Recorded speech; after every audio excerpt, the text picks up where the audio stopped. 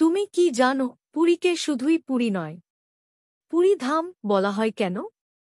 ভিডিওটি শেষ পর্যন্ত দেখুন, কারণ পৃথিবীর 4টি পবিত্র ধামের মধ্যে ভগবান বিষ্ণু স্বয়ং পুরীতে জগন্নাথ রূপে অবস্থান করেন। যেখানে ভগবান বাস করেন সেই স্থানই ধাম। স্কন্দ পুরাণে লেখা আছে, নীল পর্বতের উপর কল্পবৃক্ষের নিচে যখন শ্রীবিষ্ণুর চক্র প্রথম নেমে আসে তখনই এই জায়গা হয়ে ওঠে দিব্য ধাম। এখানে মা লক্ষ্মী নিজে পূজিত, তাই এটি শ্রীধাম পুরী নামেও পরিচিত। এমনকি বলা হয়, পৃথিবীর শেষ প্রলয়ের পরও একমাত্র পুরী ধাম ধ্বংস হবে না। যে শুধু পুরী ধামের নাম নেয় তার পাপ ক্ষয় হয়।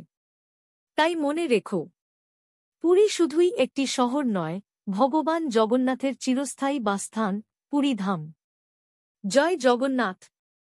ভালো লাগলে লাইক সাবস্ক্রাইব করুন এবং কমেন্টে লিখুন জয় জগন্নাথ।